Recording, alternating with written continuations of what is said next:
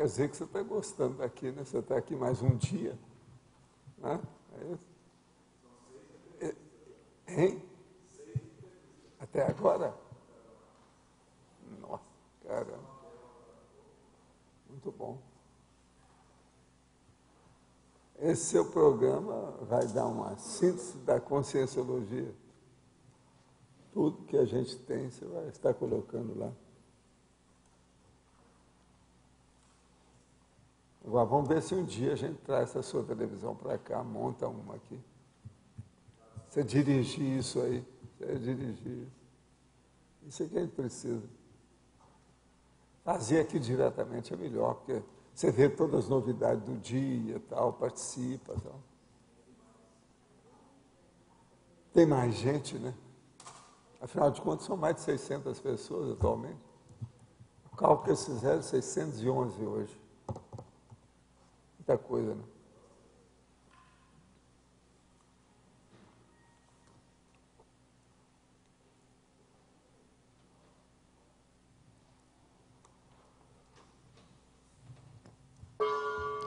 Tertúlia. Meu boa tarde aí para todos. Hoje é 16 de setembro de 2009, quarta-feira. O verbete é o 1327, 3 páginas, 41 alogias e 7 máximos. O tema é neo-história. A especialidade é historiografologia, quer dizer, da historiografia. A neo-história é a história da humanidade terrestre a partir da implantação da reurbanização extrafísica, que é a Reurbex, explícita e da consequente reciclagem intrafísica dos cursos intermissivos e da era atual do Homo sapiens sereníssimo, da divulgação da cosmoeticologia e do surgimento teático da conscienciologia. Isso é que nós chamamos de neo-história para nós, né? Agora, a neo-história evidenciando a razão de a conscienciologia ser a ciência das ciências. O paradigma conscienciológico, a era consciencial, a autocatálise evolutiva, a inteligência evolutiva, a era do autodiscernimento, a história geral, a história contemporânea da Terra. Agora, nós, no fim, falamos sobre a frase enfática. A neo-história é o início do ciclo da maior renovação historiográfica do planeta Terra, da para-humanidade e da humanidade, potencializando a evolução consciencial de todos. A neo-história alcançou você em quais circunstâncias evolutivas que ela alcançou você? De modo que é um processo para a gente estudar. Neo-história, eu estou dando só aí um resumo da história. Agora, a pergunta. Poderia ampliar na página 31, neosinapsologia, a sinapse em bases mnemônicas e a relação desse conceito com a neofilia e a inteligência evolutiva? As sinapses em bases mnemônicas, quer dizer, são as sinapses que a gente tem baseado na nossa holomemória e na paragenética. Agora, qual a neofilia? Ela tem muita relação com a neofilia, porque se a pessoa não tiver uma predisposição para as coisas novas, ela não vai admitir nada que nós falamos da conscienciologia. Que a conscienciologia baseada na orismologia, na terminologia, tem muitos conceitos novos, que são os neoconceitos, quer dizer, neoconstructos, neoverpons, que isso também é neologia, então é neologismo. Se uma pessoa não gosta de coisa nova, ela abomina neologismo. Então, ela é totalmente contra a gente. Agora, isso também vai mostrar que ela é contra a inteligência evolutiva. Então, o processo da inteligência evolutiva, da neofilia, da orismologia, da neologística, isso tudo está uma coisa junto, no positivo para alcançar a neosinapse. No contrário, a pessoa fica com as retossinapses dela. Agora aqui, me deram aqui, passando a noite em uma biblioteca em Portugal. Dormi na morada dos livros, uma aventura vivida por uma turma de portugueses. No fim de uma tarde de sábado de maio, os funcionários da Biblioteca Municipal de Seixal, a 30 quilômetros de Lisboa, organizaram as estantes dos livros. Embora esse fosse o procedimento padrão, antes de encerrar o expediente, naquele dia a arrumação tinha outro motivo. Receberam um grupo de 20 meninos e meninas de 8 a 11 anos que iriam passar a noite ao lado dos livros. 8h30 da noite era a hora marcada para começar a exploração de um ambiente repleto de saberes, com muita leitura e contação de história, que só terminaria na manhã seguinte. Agora estão todos eles aqui, ó, na foto, deitada, etc. Aqui só tem uma coisa negativa nisso. A gente não deve dormir onde tem papel ou tem livro. Isso todo mundo sabe, que isso aí é negativo para a saúde. Piora os processos de pulmão e uma opção de coisa. De modo que isso aqui tem esse aspecto negativo, que eu não estou vendo eles falar nisso aqui em nada. Essa, então, foi um processo lusitano, né? Houve uma lacuna portuguesa aqui. Isso aqui é difícil de falar, esse negócio é negativo. Agora, gente, campo de concentração de Auschwitz bate recorde de visitação. O campo de concentração nazista de Auschwitz-Birkenau, no sul da Polônia, já recebeu 1 milhão de visitantes em 2009, um recorde em relação ao mesmo período dos anos anteriores, coincidindo com o 70º aniversário da invasão alemã da Polônia.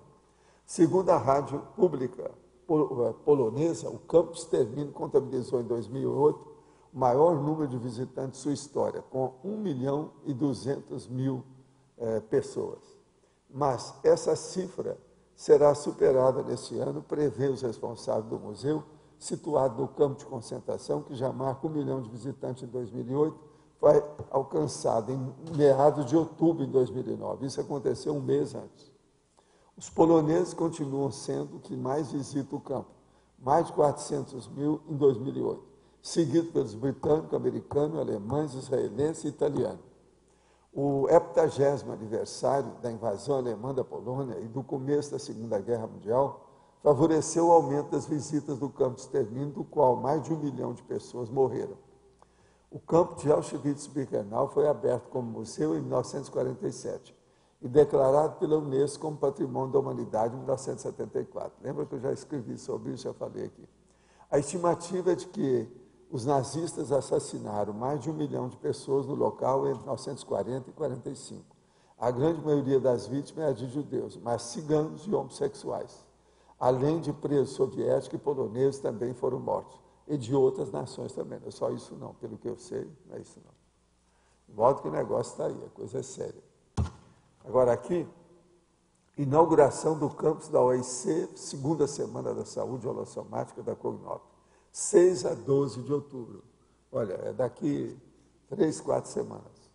Então aqui tem um programa com tudo isso. Se alguém quiser ver, agora está uma fotografia aqui do campus. Está lá uma construção bem no meio da grama, lá, bem isolada. Está no início do princípio do começo. Está aparecendo aqui a gente, no CAEC, quando a gente começou, 1995. Isso aí está aparecendo. Agora aqui eu tenho atividade das instituições conscienciocêntricas de 6 a 10 de outubro de 2009. É do dia 6 em diante, o que é que tem? Ó, tem todo o texto aqui, o contexto, a turma, o que é que vão fazer, como é que é, todos os dados. Se alguém se interessar para ver, vale a pena. Há muito tempo que eu não vejo uma coisa tão circunstanciada, tão detalhada, igual essa atividade das instituições.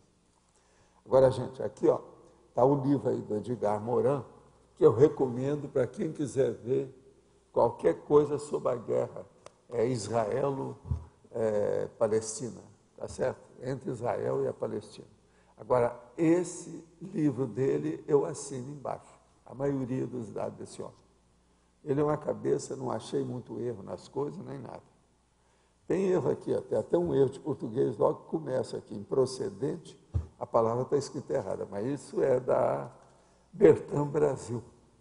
O erro é erro mesmo de digitação. Agora aqui, ele diz o seguinte, eu vou ler aqui também, baseado no mesmo pensamento dele, que eu assino embaixo. Não se pode empreender esse trabalho sem temor ou apreensão, a partir do momento em que não se quer nem justificar, nem condenar, nem absorver, mas, antes de tudo, compreender e fazer compreender. Isso é que é. Ele é uma cabeça, esse Morin. Agora aqui, a transformação de Israel numa nação dominadora, o uso de uma força desproporcionada e os inúmeros atos de desprezo e de humilhação sofridos pelos palestinos chocaram-me terrivelmente. Claro que eu sabia a forma de Victor Hugo. No oprimido de ontem habita o opressor de amanhã. É o que está acontecendo com Israel. Eles primeiro foram oprimidos, principalmente pelos nazistas, agora estão oprimidos os palestinos para descontar. É a lei de Italião que eu falo.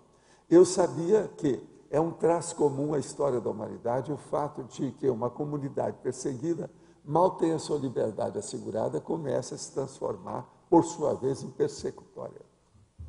Isso aí já vem sendo falado, e o Victor Hugo, muitos desses aí andaram falando isso desde o século XIX.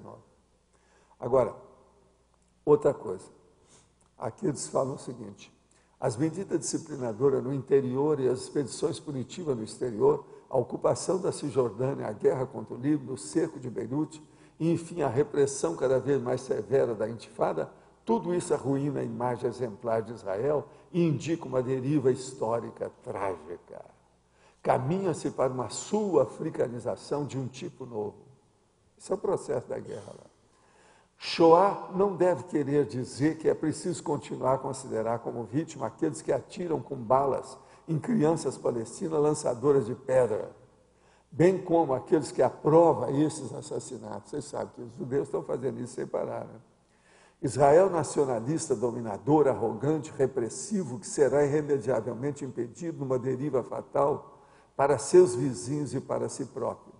Então eles falam que o negócio aí ele fala, é terrível. A imagem punitiva do judeu perseguido 45 anos depois, depois os carrascos jacenis processados na justiça, tudo eles estão falando do negócio antissemita criado pelos próprios semitas. Israel colocou-se acima de todas as leis internacionais. A ocupação da Cisjordânia foi condenada pela ONU, assim como as agressões israelenses, entre as quais a guerra contra o Líbano, que chegou até Beirute.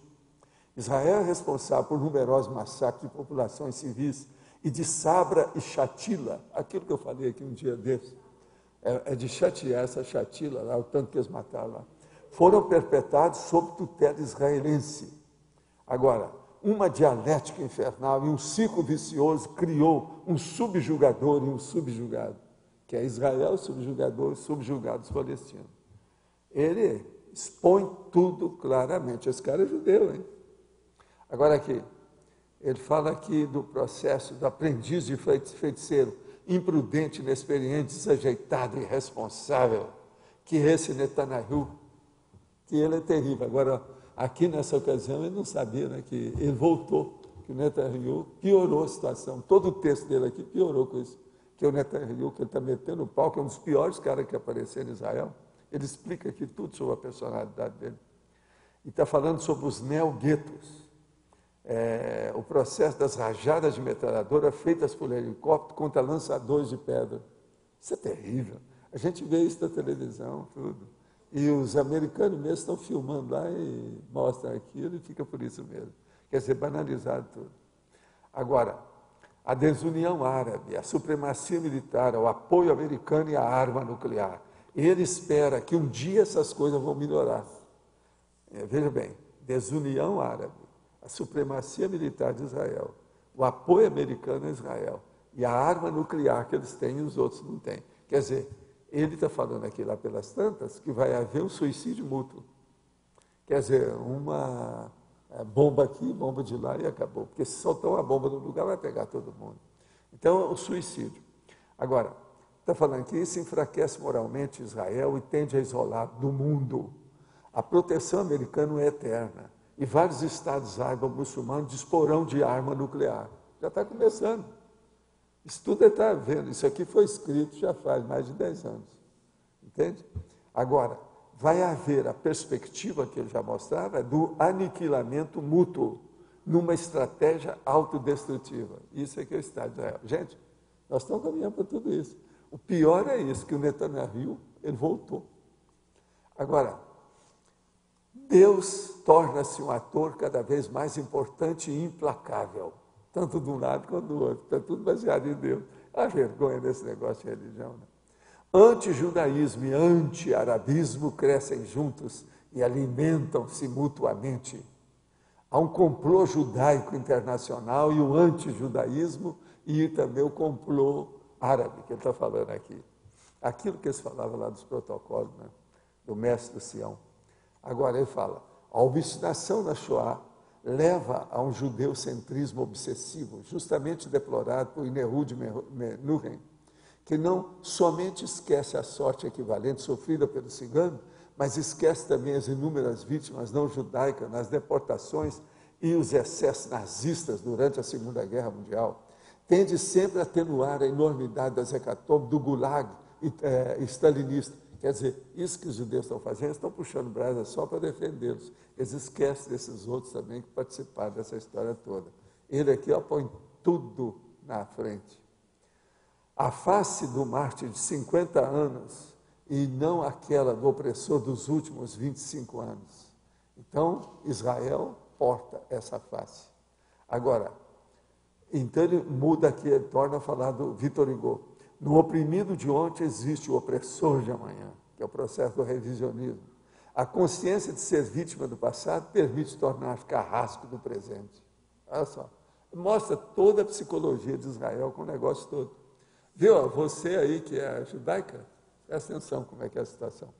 Agora aqui, os crimes cometidos por fanáticos como Goldstein, o assassino de Hebron, por torturadores legais da polícia israelense, por militares ou políticos responsáveis pelo massacre de 200 civis em Canaã, no sul do Líbano.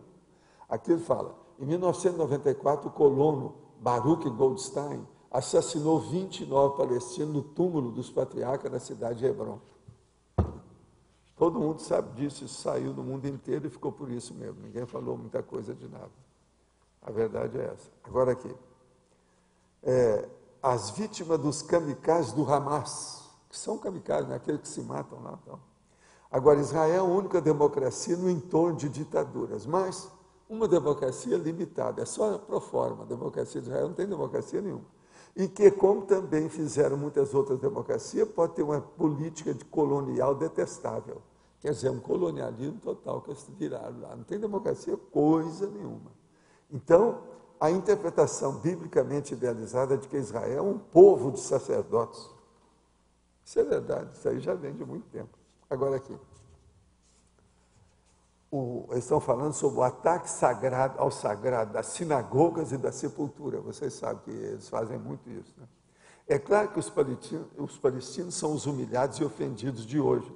E nenhuma razão ideológica saberia desviar-nos da compaixão em relação a eles.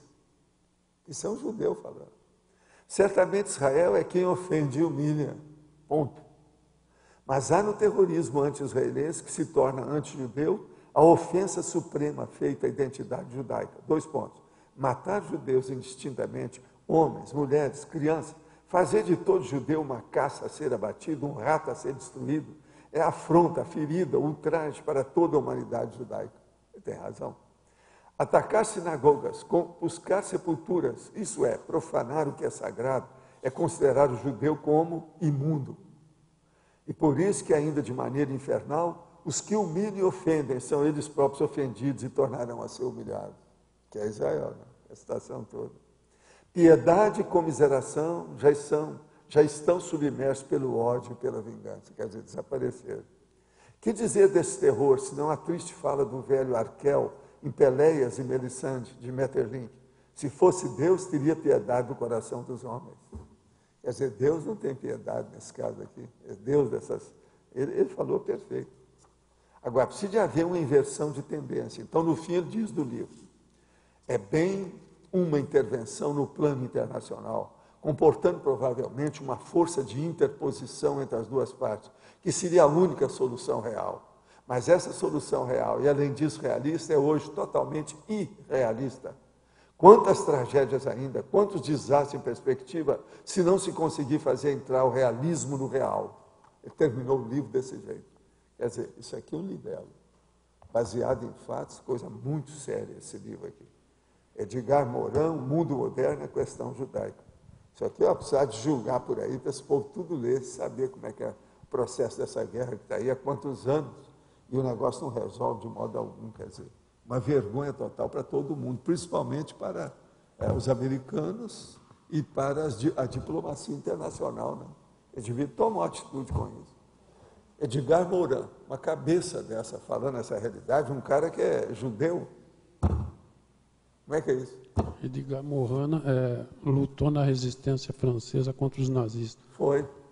Agora, a questão aí de ontem saiu, né, na Globo News, essa questão que a ONU condenou. A ONU condenou, mas não adianta mas nada. tanto Aquilo que eu falei aqui Israel, ontem, anteontem, que a ONU não tem força. Tanto Israel quanto o O Palestina. americano chega lá e põe as mãos, abençoa todas as loucuras que Israel faz. De qualquer forma, saíram os excessos de Israel lá na faixa de Gaza, que até gases aí proibidos, que eles só fizeram um diabo. Agora, ficou claro também, e já sabia antes, que eles matam muito mais palestinos do que mas tem muito, total, 20, 30 vezes mais. É assim, ó, pega milhares de palestinos que eles matam e morrem algumas dezenas de judeus. É assim, sempre é assim. Porque eles estão muito mais fortes. E outra coisa, por que é que não há uma intervenção para valer nisso? E na guerra isso tudo. Contra o Líbano. Agora, os judeus dominam a mídia, eles dominam Hollywood, eles dominam tudo, é aquilo que eu falei. Contra o Líbano, ao invés de eles lutarem contra lá o Hezbollah... Não, eles acabaram com o Líbano. Lá no mas sul eles acabaram com a população Foi. civil, acabaram... E o Líbano era um país o máximo. Eles fazem... Desses árabes é das coisas melhores que havia. Agora, a pergunta é o seguinte, extrafisicamente, por que Israel, que foi vítima do nazismo e hoje é nazista? Né? Pois é. Agora, veja, isso vai continuar. Eles não melhoraram nada. Esse negócio de matar tanto judeu, ó, piorou a situação em vez de ajudar. Então, veja, esse negócio de perseguir o ódio só faz mais ódio, né? Mal só cria mais mal.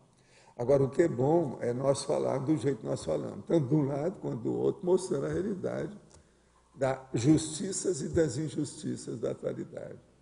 E mostrando isso com outras pessoas que não somos nós. Eu estou falando de judeu, estou falando de judeu. Eu mostrei aqui o caso do Ford, que ninguém gosta de nem tocar no assunto. Ele só combate. Esse aqui, ó, não tem jeito de sufocar esse livro dele. E outra coisa, é verdade de hoje, não adianta combater. Então, esse processo, a gente vê que americano é colônia de Israel. Eles acham que Israel é colônia dos Estados Unidos. Eu acho o contrário. Eu acho que os Estados Unidos é colônia de Israel. Os estados teocráticos lá, muçulmanos, e o estado teocrático judeu. Agora, um estado teocrático nunca pode ser democracia, impossível. Nunca, não, de modo algum. Agora, eles ficam falando em democracia. Isso aí é de vomitar. Não há democracia em Israel. Isso é bobagem, besteira. Eles são colonialistas. Estão matando gente. Agora, esse livro aqui, ó, mostra o detalhe, mas não é só isso. Pode olhar. Agora, olhando do lado, eu já trouxe aqui o livro que eu já falei dos palestinos. Vocês lembram que eu falei dos livros do Eduardo Said? Agora eu estou trazendo esse aqui para vocês verem o outro lado da história. Esse é judeu. Como é que fica? A situação está aí. Agora veja, essa guerra deles está caminhando para a guerra dos 100 anos. Que guerra de 30 anos já foi, ela já ultrapassou. Está caminhando para aquela guerra antiga dos 100 anos. Uma vergonha isso tudo. Mas pode falar.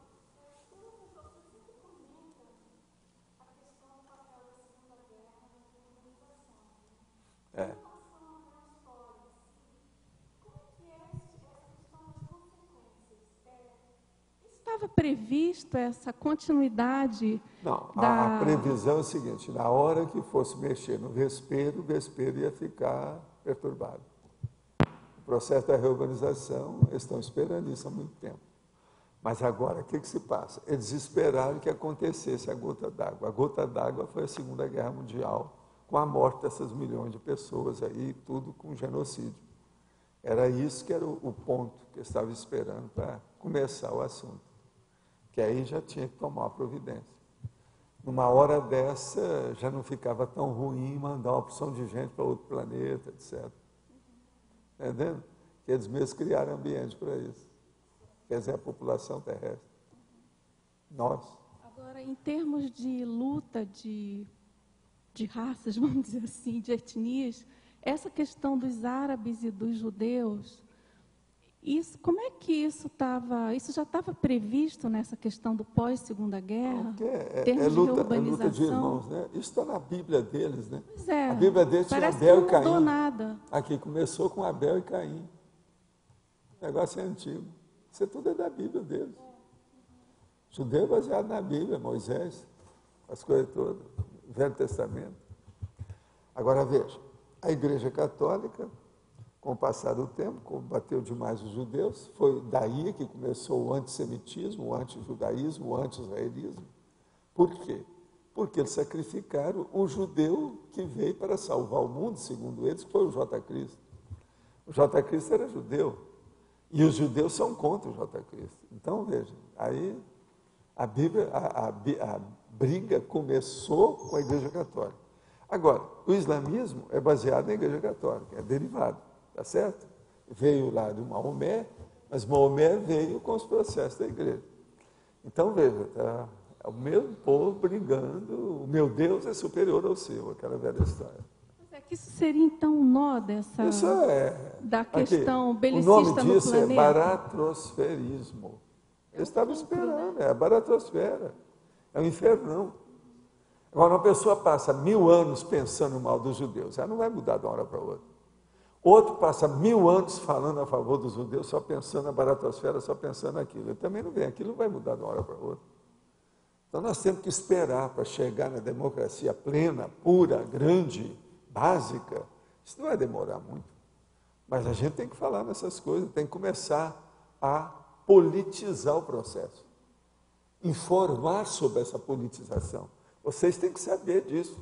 Tem que saber, a gente não pode ficar, isento, anômico, afastado, anárquico, com respeito à política. Tem que saber as políticas que tem aí para a gente não entrar nessa. Ficar livre disso, porque senão, que liberdade vocês vão ter amanhã? Faz uma bobagem aqui qualquer num país desse, vocês vão ter que voltar aí para resolver o processo.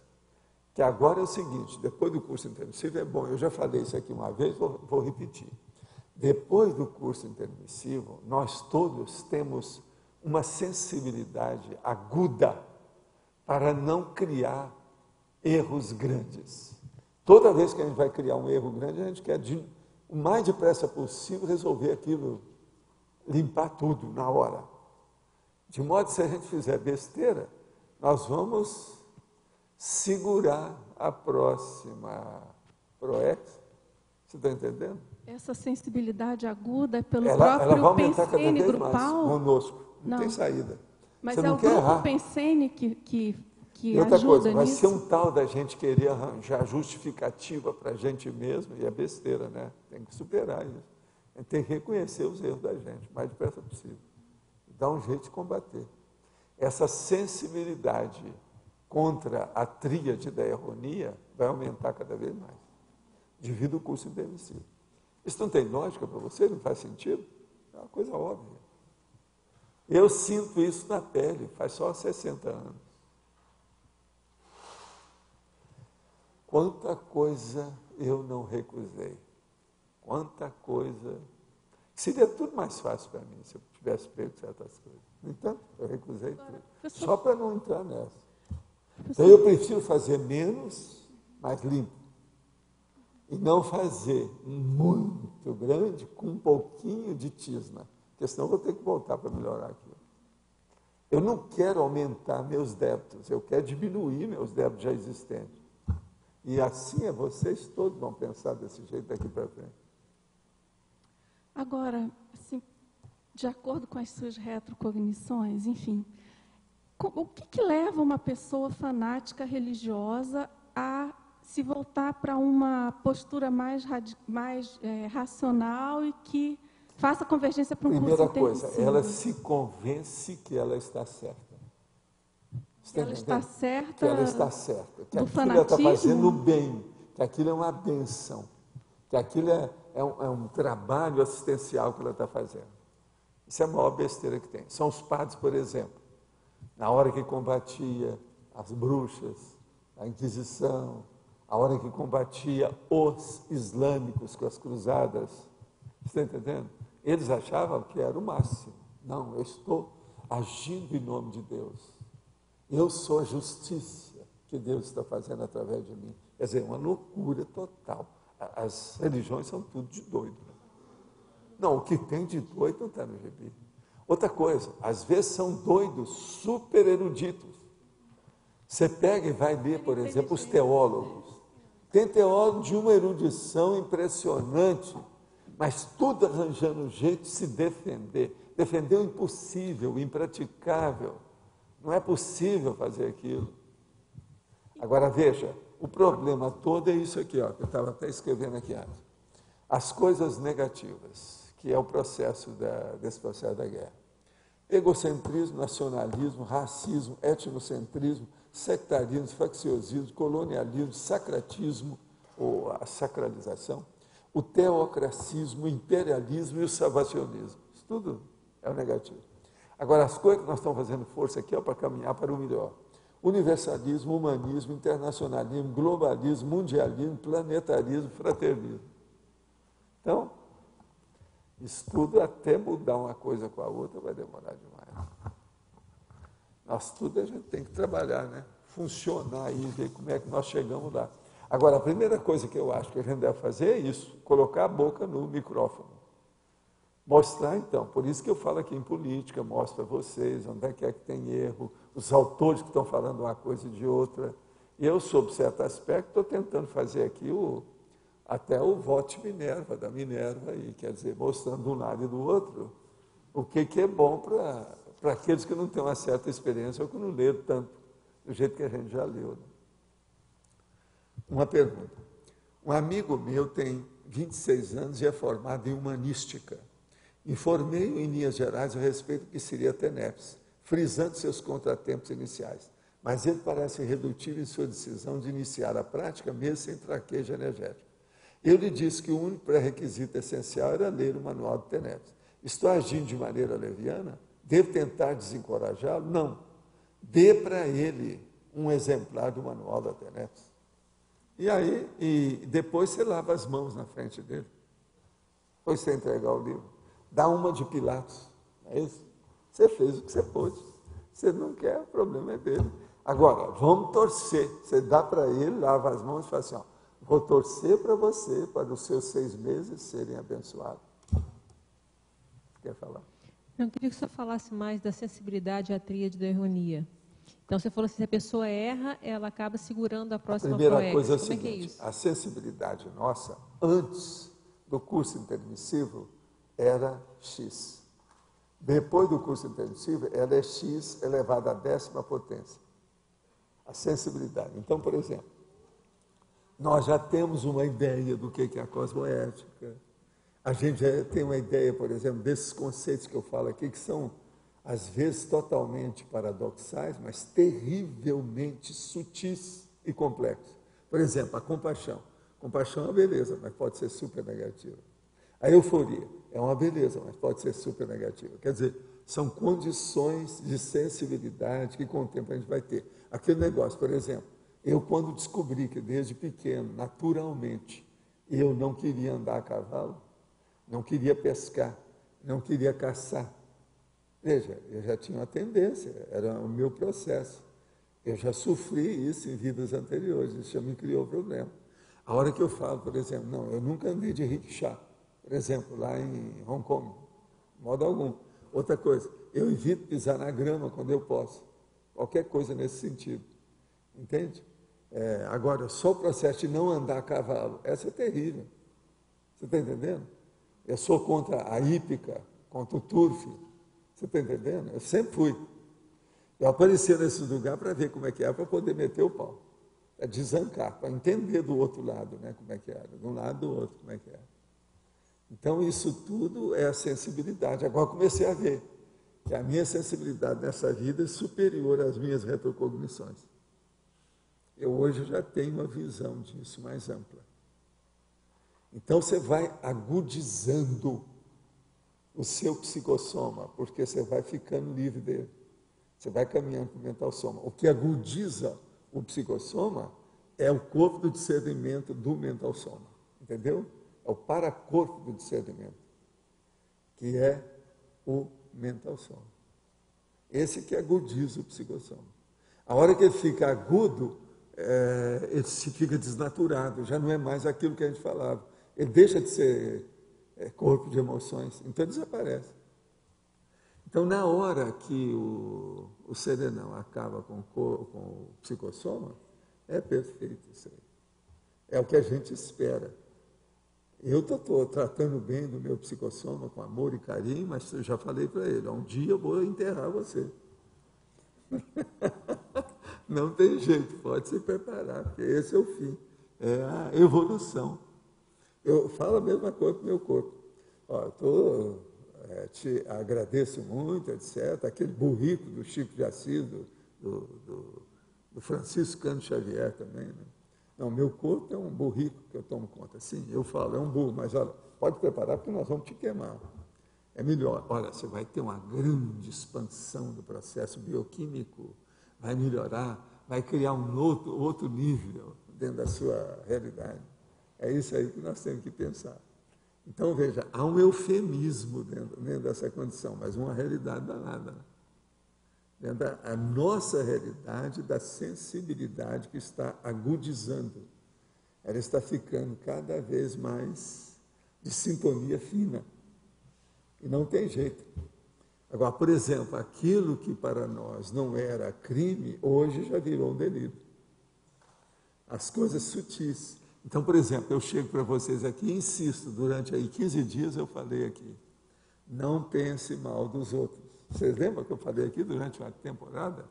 Não pense mal dos outros. Isso é das coisas mais avançadas que tem. É lógico, na próxima vida eu estarei falando para vocês do mesmo jeito. Não pense mal dos outros, porque até lá eu acho que ainda vai precisar ainda.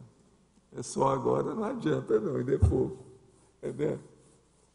Não pense mal dos outros, quer dizer. Agora, veja, o que é que o Mourão está fazendo? Ele está nessa, ele não está pensando mal dos outros. Ele olha de um lado e olha do outro, mexe até com o povo dele, da etnia dele, isso é o máximo. Essa cabeça que é séria. A Hannah Arendt tentou fazer isso, mas ela errou numa opção de coisa. Na hora que ela se apaixona pelo Heidegger e vai com ele até o fim, quer dizer, que lá não estava certo, devia ter exposto aquilo publicamente. E o Heidegger não se expôs, quer dizer. Então, onde entra a paixonite, dá tudo para trás.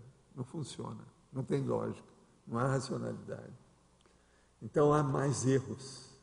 Com a paixonite, os erros ficam cavalares. Erro cavalar. As doses são maiores de erro. Não dá certo. Cavalar. Cavalar. Eu não falei de égua, tá certo? Eu estou falando aqui que cresce para baixo, igual o rabo de cavalo. Eu não falei rabo de égua. Cavalar. Equestre. Pois é, vem a galope. O erro vem a galope. É terrível, né, tudo isso. Agora, o melhor da história é que hoje nós falamos isso com uma certa tranquilidade. Não há junção, pressão, coerção, opressão em cima da gente. Entende? A gente pode falar uma coisa dessa. É muito diferente, por exemplo, fora da caserna. Né? O que você queria falar? O senhor sempre fala que é mais fácil conversar com uma pessoa que é racional. Como é que é? O senhor sempre fala que é mais fácil conversar com uma pessoa racional do que com uma pessoa artista. Sim. Aí, a questão do religioso é uma outra categoria ou está dentro do artista? Não, pior. O religioso é o fanático. O fanático religioso, o fanático político, você deixa para lá. Você não vai conversar com uma pessoa que defende, por exemplo, o Dilúvio Soares. Não dá, né? Você não vai perder tempo com esse povo. Teve uma pessoa que era o representante do PT que chegou para falar comigo lá no Holocico. Eu, antes de começar a falar assim, eu quero dar a minha posição, eu sou totalmente contra os próximos do PT, de Lula, do Mensalão, de toda essa corrupção que está aqui. Foi um dos piores governos que o Brasil já teve todos os tempos. Mas, por outro lado, tem uns aspectos bons, que ele está ajudando o povão. Eu sou do povão. Eu me formei em medicina para me dedicar a uma clínica gratuita. A gente podia, então, fazer uma comparação. É instintivo, psicossomático e mental somático. Poderia ser assim? O religioso é instintivo, pode ser assim, subcerebral, cerebral e... Olha, todos eles são instintivos, mas são mentais somáticos. Mas o que mantém é o instintivo. Israel é assim, os árabes são assim, os católicos são assim, os espíritas são assim. Todos eles têm muito mental soma. Por isso que eu estou falando, por exemplo, você pega os grandes teólogos, que são os que entendem mais do processo, por exemplo, a política canônica, os princípios canônicos, o canonismo todo, o vaticanismo inteiro. Eles é que entendem mais. Mas você veja, há ali uma tisna de instinto violento da cria sendo defendida pela mãe cega. Entendeu? Então há uma maternagem de loucura no estudo. Agora, para mim, lá no fundo é maternagem. Tudo isso?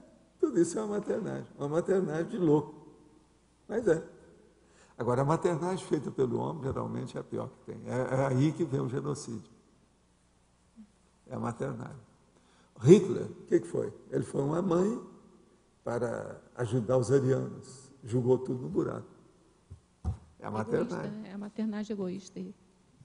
Pois é, mas qual aqui? A maternagem daquela mãe egoísta, né? que perdeu o filho e que chora o filho durante 28 anos, como aconteceu com aquele caso que eu conto da mulher. Sendo que ela já tinha vários filhos depois disso. Estava chorando até hoje. Então ela virou uma mãe profissional. Você está entendendo? Mãe, vítima, profissional. Assim no Brasil, está cheio deles. Cheio. Há um monte. No Espiritismo, então, processo das mensagens, das mães que perderam o filho e tal. Agora, isso tudo é duro, né? É igualzinho esse caso, por exemplo, do livro da nossa amiga, agora, sobre a antimaternidade, que eu vou trazer aí qualquer hora para vocês verem. Já foi lançado. O livro está uma beleza. Nós estamos esperando, agora parece no dia 22, abre aí a nova livraria, né? Então nós vamos ter esse livro aí com as coisas. Você quer falar? Eu queria... Você podia abordar, explicar melhor essa questão, assim, em relação à nossa reciclagem, né? Essa questão do 1% da teoria e 99% da intelectualidade? Essa transposição, da vivência, né, da intelectualidade. O problema todo é o seguinte, as pessoas, elas arranjam uma teoria e às vezes vivem naquela teoria, que é o 1%, e esquece da vivência real. Agora, como elas não fazem a vivência, elas não desenvolvem a parte prática daquela teoria. Não desenvolvendo a parte prática da teoria, elas continuam errando cada vez mais. Com o passar do tempo, há uma acumulação de erro.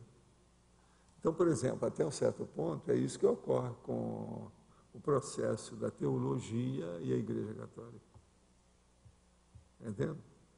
As pessoas não foram fazer assistência mesmo pura em nada. Esse negócio de beijar os pés dos outros, isso tudo é eufemismo, isso tudo é demagogia religiosa. O Papa beijar os pés daquilo, lava-pés, aquilo dá uma vergonha. É de vomitar isso aí. Esse negócio de colocar a pessoa do Cristo através de uma bolacha, quer dizer, não dá, né? Não dá. O problema da Eucaristia, o problema... Isso é de vomitar. Não, o problema, por exemplo, da badalada do sino chamando os fanáticos, quer dizer, os lavados cerebrais. Então, a maior lavagem cerebral que tem é o sino. A igreja, por exemplo, é sempre colocada num promontório, em cima de uma coluna, para repercutir mais o sino na hora que bater.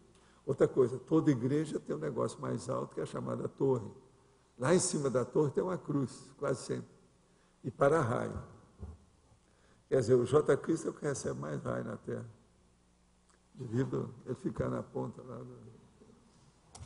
É raio de tudo quanto é jeito, mas não resolve. Agora, no caso do intermissivista, como é que a gente pode trabalhar essa questão... A primeira coisa, se dos uma coisa não presta... 99%... Aqui, meu princípio de muitos anos. Se uma coisa não presta, não presta mesmo. Não adianta fazer maquiagem. Esqueça. Passa para frente. Não perca tempo. Não perca energia. Não dispense, vamos dizer, não acabe com o seu tempo. Olha bem a sua oportunidade. Não desperdice nada que está na sua mão. Como é que diz o Loche? Os apóstolos. Não jogue os aportes no lixão. Entende? Olha o que você está fazendo com eles. Nós temos é que pensar essa realidade. Se uma coisa não presta, não presta mesmo. Agora, eu tenho procurado chegar e ficar agudo do ponto de vista do essencial, do prioritário, do ideal, do melhor. Observa bem o que eu falo, que tudo eu levo para aí.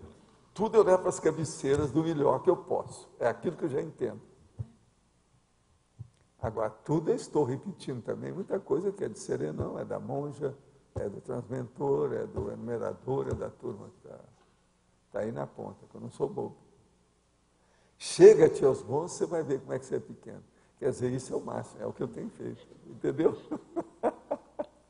Eu tenho aprendido nessa. Agora, é terrível isso tudo. Agora, eu comecei a ler o livro dele lá sobre o JK.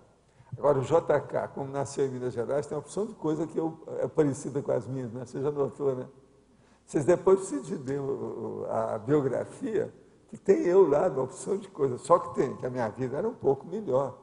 E outra coisa, eu fui mais favorecido pelos deuses do que ele.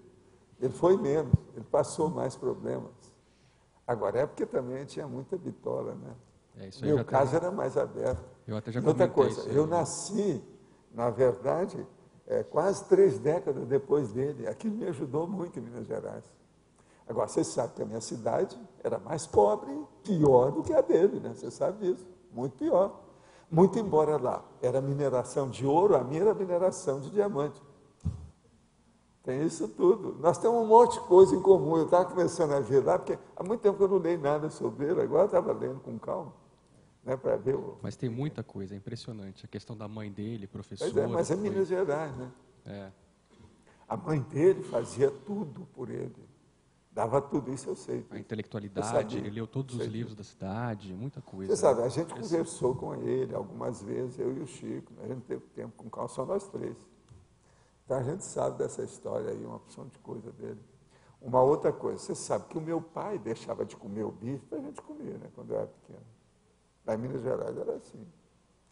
Agora, o negócio dos R$1.000 que eu estava olhando lá, aquilo é hora que fala, por exemplo, que o cara ganhava R$60 mil por mês. Pensa que aquilo é uma fortuna. Não é nada, valia nada.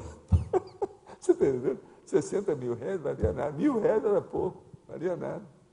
Agora, outra coisa que chamou a atenção dele é que ele era, na verdade, líder de caciques, né? Ele só liderava a gente que era líder. Não só era... gente rica, só gente que entrou na política, só gente que ficou. Lá na minha terra não tinha ninguém. Por exemplo, da minha infância, eu vou falar quem? É só gente regional, só do lugar. Depois começaram a aparecer outras pessoas, por exemplo, Mário Palmeira, etc. Você está entendendo? Mas, agora, ele não. Ele foi o Alckmin, que estava com ele, o tal que joga o Alckmin, que foi um dos maiores políticos de Minas Gerais, foi amigo de infância dele, eu sei disso, dessa história toda. Agora, você pescou bem, a turma toda da equipe dele, parece que você colocou lá. Eu estava olhando, a maioria está lá. Então, é uma coisa séria. Agora, você falou com a turma do Leles, né, o filho do Leles, o nosso amigo lá, o Jô. O Jô foi uma grande personalidade, um grande amigo nosso. Fora de série, o homem. Agora, é muito interessante, eu estou vendo ali o povo, muita gente que eu conheço, você está entendendo? E outra coisa, os ambientes da gente. Agora, lá a terra dele, Diamantina, era melhor que as coisas de Minas. Lá em Monte Carmelo, muito atrasado.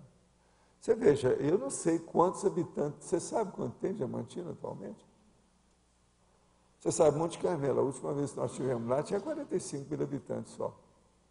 Diamantina é capaz de ter mais do que isso. É porque eles têm universidade lá hoje, pois é. Então está bem Nós diferente. não tínhamos nada. Então, a minha área lá é muito mais atrasada, não dá para falar. Agora, o que valeu comigo não foi nada disso, não. O que valeu comigo foi o meu negócio de estudar, que a minha mãe me colocou para frente. Eu passei, o negócio de dinheiro ficou secundário. Ele não, tudo dele era baseado em processo de dinheiro. Faltava isso, faltava aquilo, que não sei o quê.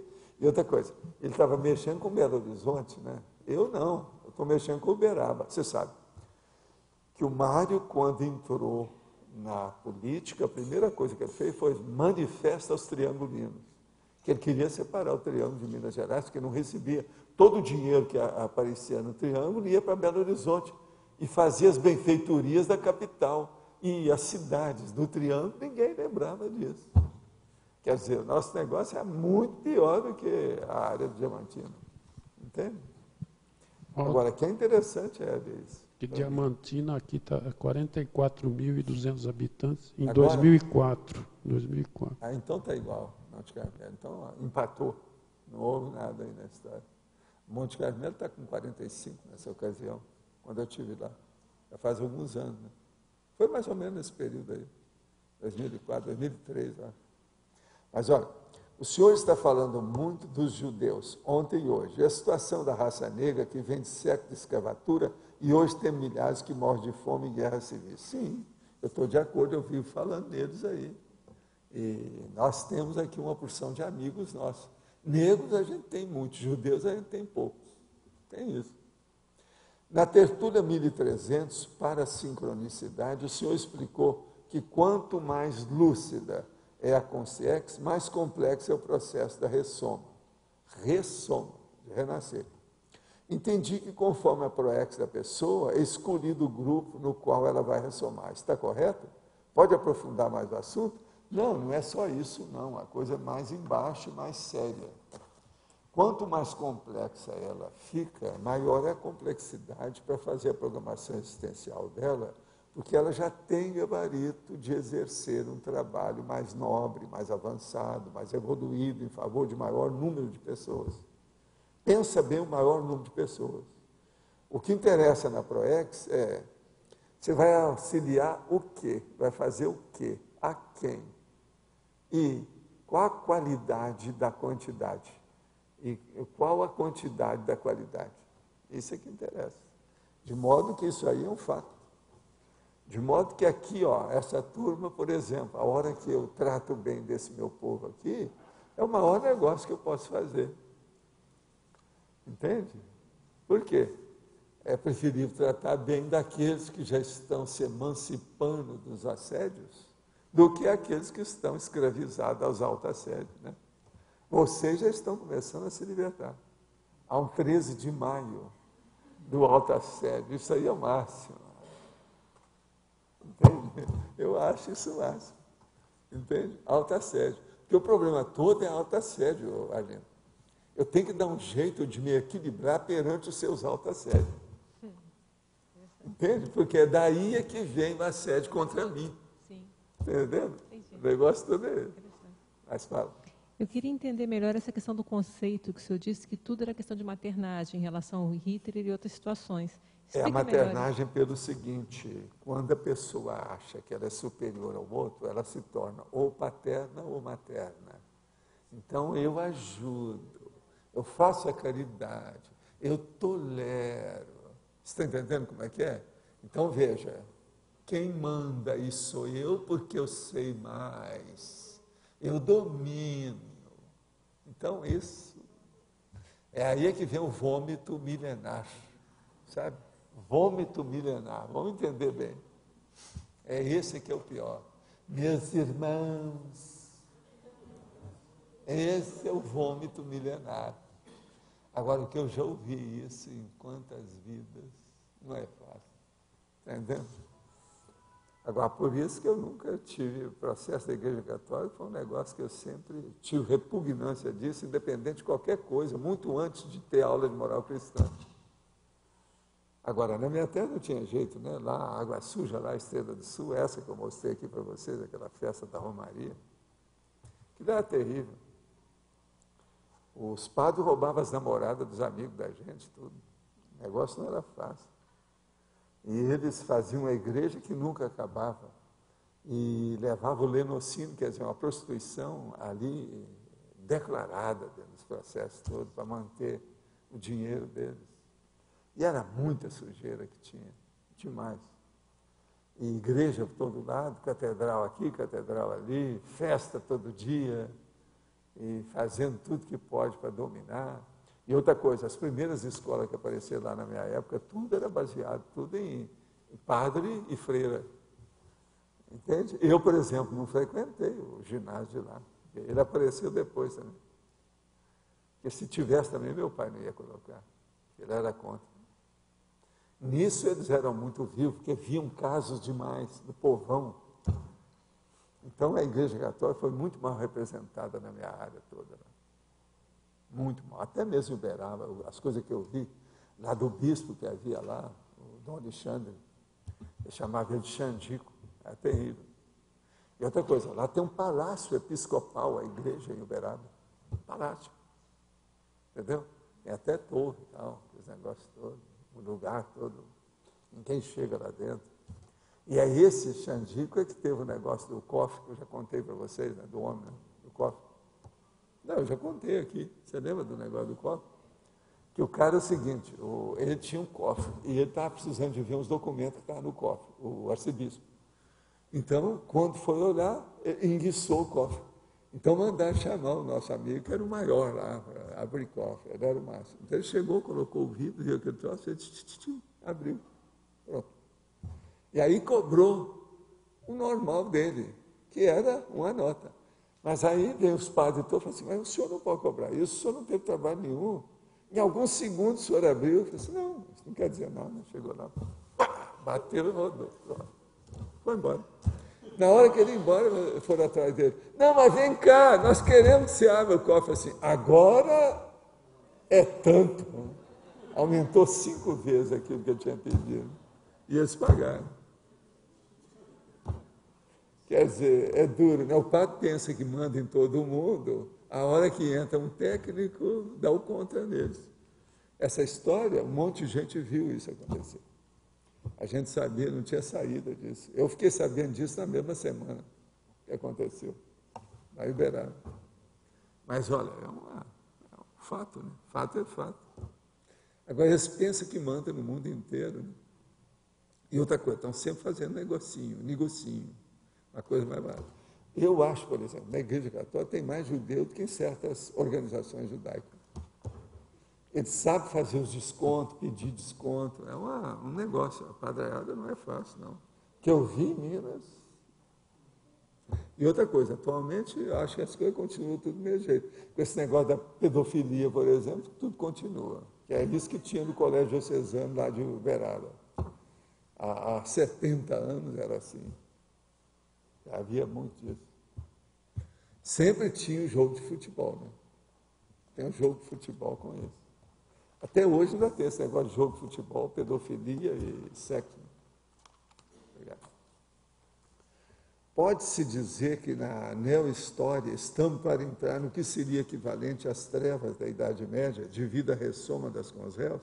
Não, não vai ter mais nada disso. Aquele obscurantismo já passou. Nós estamos no mesmo obscurantismo, só que tem um pouco mais suave, mas ele nunca desapareceu. Olha as guerras que tem aí, isso aí é obscurantismo do mesmo jeito. No caso, o intrafísico estaria piorando um pouco, mas pode-se dizer que o extrafísico estará melhor e mais acessível para os projetores do que era no século XIX e XX, logo antes da reurbanização começar. Não, tem uma coisa que você esqueceu. Você falou aqui que o extrafísico, que o intrafísico está piorando, mas não é. O intrafísico está melhorando aqui. Olha o que nós fizemos. Olha só isso aqui. Não veio ninguém contra, não houve fiscal, não há ninguém. Nós temos liberdade, nós estamos vivendo uma democracia relativa. Não é a plena, mas já existe, não é assim. Então, veja, a Terra nunca foi tão boa como atualmente, muito embora as Auschwitz da vida e outras coisas mais. De modo que não é bem assim. Aquele obscurantismo grandão, esse já foi superado. Hoje já há muita reclamação, clamor público contra as coisas erradas, etc. Tal. Isso não havia naquela ocasião, nem podia falar. Né? Pode aprofundar em tecnologia, na página 31, a parateca da prospecção historiográfica? Aí seria bom você falar. Você não quer falar, não? Pega aí, ó. Prospecção historiográfica. É o que você fez com o Juscelino Kubitschek durante 6 anos. Mas qual o contexto? Ele quer saber o seguinte, aprofundar na página 31, a parateca que nós estamos falando aqui. Ó. Tecnologia. A parateca da prospecção historiográfica. Que é a historiografia aí da história. O que é criança? Eu não sei se eu posso ajudar, mas o que eu vejo é o seguinte, eu acho que para você fazer uma boa prospecção, é necessário você ter uma base histórica. Eu acho que isso é essencial, né? E aqui, no caso, está falando da paratécnica, quer dizer, então envolve a multidimensionalidade também. É isso que eu vejo, assim, de essencial. É pegar tudo que a gente puder, do ponto de vista de retrocognição, colocar dentro do contexto, chacoalhar, para ver o que é que tem, né, de o suprassumo que aparecer no liquidificador. A vida é essa. Agora aqui, em Monte Carmelo foi inaugurada nesse semestre um campus da Universidade Federal de Uberlândia, a UFU, e o campus da Universidade de Uberaba, a Uniub, que é a nossa lá, que já existia, foi doada à prefeitura da cidade, passando a chamar FUCamp. Tá certo. Isso é bom, isso é minha terra, está começando a reagir. Agora, essa aí da Uniub, nós já falamos lá, né, quando nós estivemos lá. E foi o Mário que deu. A gente mesmo tinha conversado com ele para ajudar a terra dele. Agora, eu tinha falado outras coisas também para o filho dele. Era para ver a terra, a casa onde ele nasceu, etc. Mas aquilo passou, ficou por isso. Mas, de qualquer maneira, Monte Carmelo está reagindo. Já há pelo menos uma perna de universidade, né? Aí a gente vai fazer uma perna, um braço de universidade, para não falar outras coisas. Já é alguma coisa, isso aí eu acho. Muito bom. Mas quem é que está com o microfone? Tem mais alguém? Como é que nós estamos? Pode falar. Professor, o senhor já teve a oportunidade de dizer aqui para nós, os piores hipócritas são os religiosos. Eu gostaria que o senhor ampliasse um pouco com relação aos teólogos. Ele sabe que em toda a história da humanidade, os processos religiosos fizeram mais mal ao ser humano do que benefício. E como é que ele convive todo esse tempo, ele sabendo que o processo traz mais coisa ruim, ele vive e não consegue enxergar. Nós estamos em 2009. A Igreja Católica já tem, no mínimo, 1,5 milênio de existência. Todos esses que são teólogos atualmente já vêm sendo padres numa série de vidas. Eles gostam daquilo, eles já dominaram aquilo, fazem uma opção de coisa nesse sentido. Existem uns que são super eruditos. Aquele Kinning, ele é fora de série, aquele cara. É um dos maiores que tem aí. Tem um outro também, aquele Hatner, que é também impressionante em matéria de erudição. Mas agora veja, isso tudo é gente que está arraigada dentro da igreja e que não consegue sair de lá. Porque com aquela inteligência já era hora dele apertar o desconfiômetro do lado direito e cair fora da igreja. Mas eles continuam lá dentro. Uma pessoa que entra lá tem uma lavagem cerebral, que o negócio é milenar já. Aí tem dificuldade. É igualzinho aquilo que eu falo dos judeus. A pessoa entrou lá no sionismo, aquela situação toda, no rabinismo. A pessoa não... É uma lavagem cerebral, aquilo vem de outras vidas, está na paragenética da pessoa. Então, essas paragenéticas poluídas pela religião, é uma dificuldade a pessoa ficar livre disso. É muito difícil. Agora, o teólogo católico, ele é clássico nisso aí. Isso é impressionante a gente ver. Eu já vi muito livro de teólogos, da teologia, mas é que você não aguenta, tem uns que você não aguenta mais. Ainda agora, eu não estava vendo aquele livro lá, que ele foi escrito em 1500, foi publicado em 1504, que é o do Arbóreos. Ele era teólogo na ocasião. Agora, eu estava vendo um livro, tudo é o Agostinho, que ele fala mais da história, tudo é o Agostinho. Agora, o livro é em latim, muito bem escrito, uma perfeição. E outra coisa, naquele estilo antigo, que coloca a parte do texto, sabe o que é da pessoa, o assunto essencial, do jeito que eu faço aqui, com o subtítulo, esses livros antigos em latim tinha isso. Isso que eu faço é uma imitação daquilo. Então, coloca na margem o que é. Está falando Urbano III, está lá, Urbano III. Agostinho, está Agostinho. Então, tem o nome. Conforme o tópico, ele vai mudando, ele vai mostrando. Do jeito que eu tenho aqui. Só que tem, com o meu é mais prático. Eu coloco o subtítulo do tópico. Agora, ele lá, o Arbóreos. É um livrão, está entendendo? 1504 está lá, a edição. O negócio não é fácil aquilo, sério.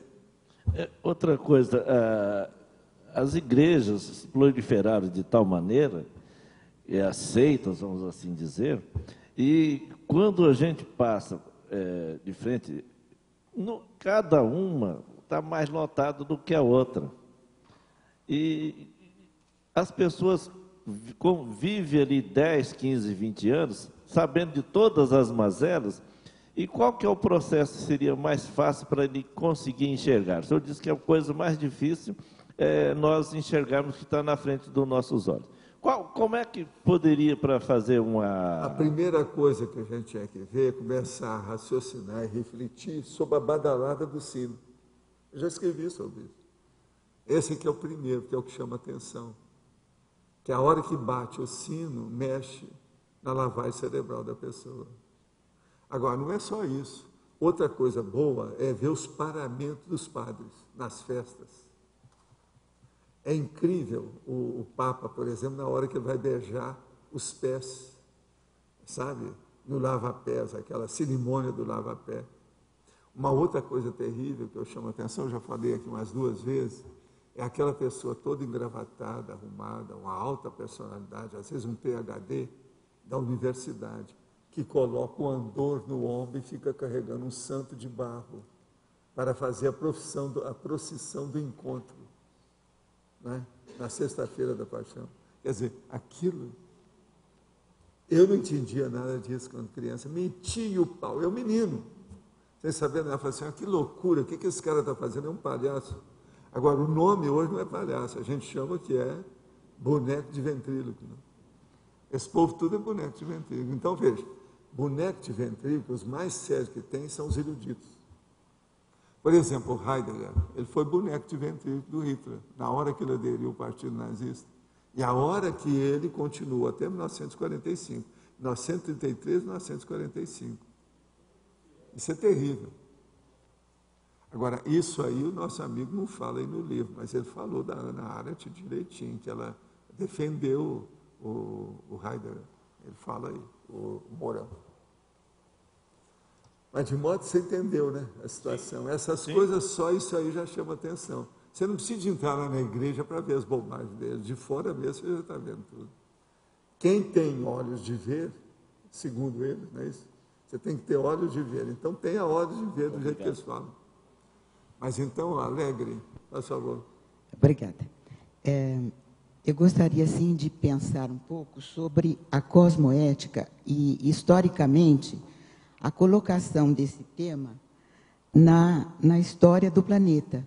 Então, qual que nós poderíamos considerar como o período ou a data da cosmoética como implantada, aplicada aqui no planeta, na nossa humanidade? Você quer falar o quê? No intrafísico, qual a aplicação, qual o período que a gente pode considerar que começou a se aplicar a cosmoética? Não, porque os serenões já usavam a cosmoética. Então, como eles usavam... Não, o problema todo é o seguinte, de uma minoria mínima, aquela minoria está ampliando. Nós hoje somos uma minoria minúscula. Agora, ela era praticamente quase que inexistente. Mas nós podemos, então, considerar com a conscienciologia essa implantação? Não, com ela vem do ponto de vista prático. O que a conscienciologia traz de um ponto de vista prático absurdamente realista? Serenões, cosmoética, a inteligência evolutiva, que é uma das coisas mais sérias que nós temos. O processo do princípio da descrença, para a gente emancipar de toda a besteirada, da filosofia, de religião, e outra coisa, da eletronáutica também, que a maioria aí é besteira. Com o princípio da descrença, você manda as instituições para aquele lugar, quer dizer, para a holoteca. Você está entendendo? Então a coisa muda de fisionomia, né, de face, muda tudo. Agora veja, com a TENEP você manda a religião também para aquele lugar. Acabou, não precisa. E por aí vai. Porque eu estava pensando que como que nós podíamos entender a cosmoética aplicada. Ela, então, inicia na nossa compreensão... através da Cognópolis. Então, Agora, até o momento, a maior demonstração da vivência da cosmoética está sendo feita aqui em Foz, nesse bairro. Mas ela não inicia com essa relação A hora, por exemplo, tem essas reuniões de arranca-rabo aí, dos processos, por exemplo, dos epicons. E isso é demonstração do processo da cosmoética. Isso é o máximo, é uma das coisas máximas da Terra até agora. Eu já falei com eles numa reunião que eu fiz, falei assim, olha a responsabilidade de vocês, o que vocês estão tendo. Então, aquilo que o senhor falou, eu preciso me cuidar dos autoassédios do Arlindo. Agora, Então, veja, da minha... a coisa melhor é o seguinte, a reunião de epicons, Unicim, etc. tal, e a reunião também daquela outra, da CIAJUC, etc. Como é que chama a outra? Conselho das ICs? Não, a outra. CIAJUC? Não, Unicim? CIAJUC, é o Firmato, como é que chama? AVA. Como é que chama da AVA? Como é que é o nome? Acariação. Gente. Acariação. Então o negócio é reunião daqui, acariação daqui. Agora veja, isso é cosmoética pura. Entendeu? Entendo. Pensa nisso. Você está participando da história. É essa a história está sendo responsabilidade. realizada, está se desenvolvendo aqui Essa conosco. responsabilidade que eu quero história. estar autoconsciente, da minha responsabilidade nessa Agora, participação. o problema é acabar com a história e viver o real, né? É o que a gente está tentando. Então, a primeira coisa, falaram que eu era apenas um visionário. Agora já tem gente que já está a favor. Já não é tanto assim. O meu visionarismo já diminuiu muito nesses 15 anos. Você virou um realizacionário. Hein? Virou um realizacionário, se a gente pode criar. Vamos ver o que vai dar. Mas, olha, você queria falar alguma coisa? O que é? Na tecnologia, você fala da técnica do crescendo proexológico.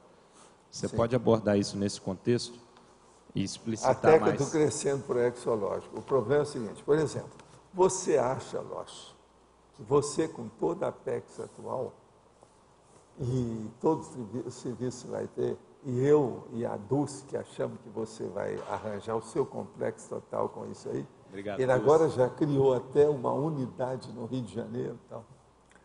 Você acha que na próxima vida você vai fazer só isso ou vai fazer mais? Só isso não. Uma morde e assopra, né? Ou vai ser mais? Primeiro assoprou, depois mordeu. Então, pensa bem, na próxima vai ser muito mais. Então, há um processo em andamento que é o crescendo, ele vai ser inevitável. Que é o autorrevezamento dentro dessa linha. Vai ser inevitável. Quem já fez o mais, entendeu? Não vai fazer o menos, vai fazer o plus, vai fazer o algo mais, entende? O upgrade, vai fazer alguma coisa além. Então, veja, vai ter isso aí, é inevitável. Esse é o crescendo proexológico que nós precisamos. Agora, eu estou falando isso do ponto de vista da seriexologia, tá certo? Agora, do ponto de vista da intrafisicologia, tem gente aqui que veio com uma ideia de proex que já está mudando a situação, já está pegando um nível maior, porque viu que o gabarito não era aquilo. A primeira abordagem foi errônea, porque ela viu pouco. E ela quis fazer uma coisa mais suave, para não dar tanto trabalho. Mas agora ela viu que ela é capaz, que é bom arrostar um trabalho, um serviço, uma tarefa mais ampla. Então, esse crescendo também ele existe hoje conosco aqui. Dentro da própria vida. Já tem muita gente que já mudou a ProEx para mais. Que é a reciclagem mesmo. Nessa vida. Uma outra coisa. Quanta gente que eu vi que era tudo assim, flauteava na história, era mais diletante. Sabe o que é diletante? Mais turista, do ponto de vista da conscienciologia. E muita gente que veio para cá. Hoje nós temos muito aqui dos nossos amigos e amigas. Fixou, né? Tá mais. Isso tudo é um crescendo proexológico na vida da própria pessoa. Isso é sério. dizer, então tem o crescendo na execução, quer dizer, a pessoa melhora a exexecução dela, e tem, do ponto de vista do planejamento, um novo No patamar. planejamento também, novo aquilo patamar, que né? vem pela frente também vai mudar tudo aí, né? Você não acha? Tem lógica, não tem? Total. É. Mas pode falar. Valdo, para situar a Neohistória, ela parte da Reurbex no extrafísico e começou lá em 1100 os primeiros lampejos. Depois, 1600, foi, até surgir a Conscienciologia no fim do século XX, sei lá. Como é que você situa essa Neohistória? É a partir do primeiro lampejo da Reurbex? Não, a início da Neohistória, Conscienciologia? se a gente for levar isso, o conceito, é sempre a história atual, né? A mais recente. Então, vamos pensar sempre na mais recente. A Neohistória que nós estamos vivendo é praticamente a segunda metade do século XX para cá, que é onde começou mesmo a Reurbex para valer, com as coisas todas, e houve o aumento da população, aquilo que eu chamo, né, a explosão demográfica, aquele negócio de 2 bilhões e meio de habitantes passou para 6 bilhões e meio. Isso de 1945 para a atualidade. Quer dizer, em 50 anos, é uma loucura, a Terra nunca cresceu tanto. Isso do ponto de vista de gente. Mas agora, e a tecnologia? E a comunicação? E a condução da pessoa? Transporte? Isso tudo aí é um negócio muito sério. A comunicação, a informação, a mídia. Mas coincide mais ou menos com o início da Conscienciologia também. Não, a Conscienciologia está no meio disso, então, totalmente. Foi por isso que eu esperei 2 gerações. Não adiantava falar quando o negócio estava começando a engatinhar. Eu ia perder tempo. E outra coisa, se eu fizesse concessão demais para ajudar, você está entendendo? No início, eu fiz isso no início, mas fiz até um certo ponto. Eu não exagerei. Olha o livro, a primeira edição do livro Projeciologia. Eu fiz bem acessível para o povo. Agora, depois, eu levei para o lado daqui do jeito que a gente pensa. Hoje o livro tem 1.238 páginas. O momento de início da Consciência, ele depende mais do quê? Das condições objetivas, mas do povo, né? Não, depende das conveniências em geral, né? O que é que você vai ver fazendo a confluência de tudo? Qual é o interesse para alcançar aquele objetivo? Foi o que eu vi o tempo todo, é o que eu vejo também o tempo todo. Por isso que eu estabeleci esses padrões, esses parâmetros, esses estágios, tudo isso que eu fiz. Mas você fala... Eu não me arrependo, eu não acho que eu errei. Na maioria, a coisa grossa, mesmo erro grosso, eu não cometi nenhum nisso. Do ponto de vista do timeline, da cronologia, entendeu? Foi a melhor coisa que eu podia fazer. O time está perfeito, né? Estou perguntando agora. Você sempre falou que esperou o povo chegar primeiro, né? Foi. Isso também. A gente esperava para vir, para não falar no deserto, né? Não estar pregando, né, para porcos, na pocilga. Isso aí não adiantava. E assim mesmo no esperar. começo se teve... Agora, a maior prova que eu tenho, que eu estava certo, é o resultado aqui de Foz, né? A Cognópolis. Isso aí, prova, acabou. É o processo da verbação. Está feito. Agora, não adianta vir que não tem. Uma pessoa, para combater isso, ela tem que destruir isso tudo que tem até agora. Então, tem que acabar com vocês. Como é que vai fazer? Mas assim mesmo você teve que saber dosar, né? Pois Você é. mesmo fala que... Não, porque se eu começasse no início, em vez de fazer uma Cognópolis, que é um bairro, eu ia acabar fazendo era um gueto. Isso eu nunca desejei. Um neo-gueto, isso é a pior coisa que tem. Entende? Neo-gueto é que eles estão criando lá na Palestina. Está tudo errado. Então, nós temos que fazer uma coisa que tenha relação com todo mundo. É um negócio aberto. Isso é que é o ideal. Agora, eu tive que esperar esse horário favorável. Entendeu? A oportunidade, a deixa. A hora que foi dada a deixa, é agora. Não, não dá. Agora, valeu, porque eu podia estudar mais, né, trabalhar mais. Esse conceito da neohistória derruba diretamente aquele conceito do fim da história, né, do Fukuyama. Total. Lá do... Fukuyama. Fukuyama. Aquilo é bobagem, né? Total. Aquilo é o processo do milenarismo. Nós aqui estamos mostrando o problema que não tem nada a ver com o milenarismo. É que achavam que com a questão... Todo fim de milênio, o povo cria fantasia.